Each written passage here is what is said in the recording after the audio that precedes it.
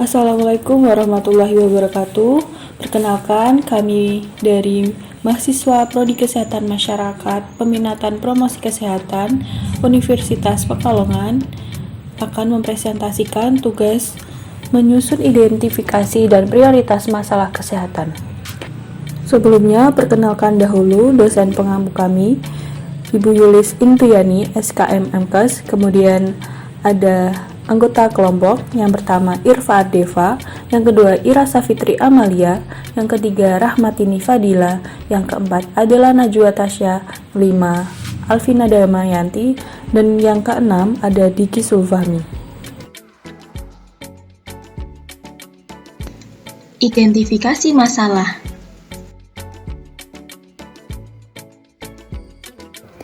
Diabetes mellitus merupakan kondisi di mana tekanan gula dalam darah melebihi dari batas normal. Diabetes mellitus ini akan meningkat ketika gaya hidup sehat remaja mulai menurun.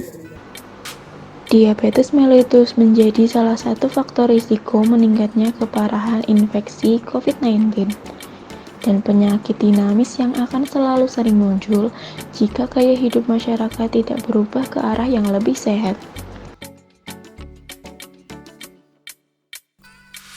Hingga 14 Mei 2020, International Diabetes Federation melaporkan 463 juta orang dewasa di dunia menyandang diabetes dengan prevalensi global mencapai 9,3%. Namun, kondisi yang membahayakan adalah 50,1% penyandang diabetes tidak terdiagnosis. Ini menjadi status diabetes sebagai silent killer masih menghantui dunia. Berdasarkan data International Diabetes Federation, Indonesia berstatus waspada diabetes karena menempati urutan ke-7 dari 10 negara dengan jumlah pasien diabetes tertinggi. Prevalensi pasien pengidap diabetes di Indonesia mencapai 6,2%, yang artinya ada lebih dari 10,8 juta orang menderita diabetes per tahun 2020. Ketua Umum Perkumpulan Endokrinologi Indonesia mengatakan bahwa angka ini diperkirakan meningkat menjadi 16,7 juta pasien per tahun 2045.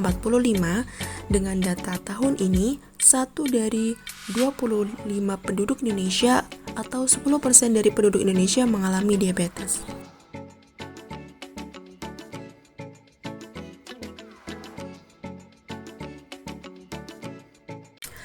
Prioritas masalah. Penentuan prioritas masalah kesehatan adalah suatu proses yang dilakukan oleh sekelompok orang dengan menggunakan metode tertentu untuk menentukan urutan masalah dari yang paling penting sampai yang kurang penting. Dalam hal ini, kelompok kami menggunakan metode ekonometrik.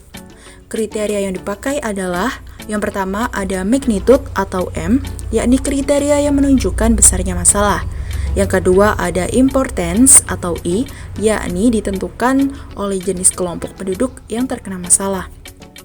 Yang ketiga ada vulnerability atau V, yaitu ada tidaknya metode atau cara penanggulangan yang efektif.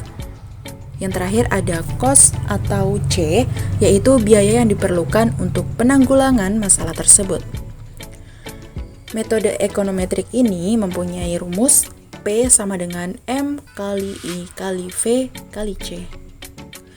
Kita menuju tabel prioritas masalah untuk fenomena diabetes mellitus pada remaja. Di sini kita ada 5 variabel untuk menentukan prioritas masalah yang terjadi. Yang pertama ada pengetahuan, M4, V5, I3, C5. Dan hasilnya adalah 300. Kemudian ada variabel sikap, M-nya 3, V-nya 4, I-nya 3, C-nya 2, dan hasilnya 72. Kemudian ada variabel gaya hidup, M-nya 5, V-nya 4, I-nya 2, C4, dan hasilnya 160.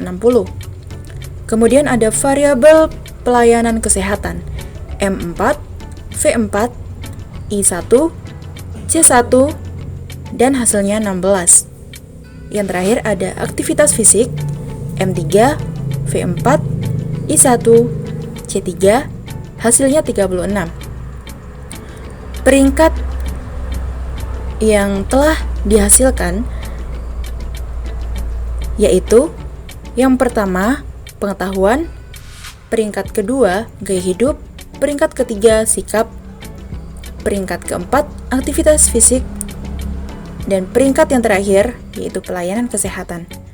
Berdasarkan perhitungan prioritas masalah yang telah dilakukan, dihasilkan peringkat 1, yaitu variabel pengetahuan sebagai prioritas utama dalam menyelesaikan masalah.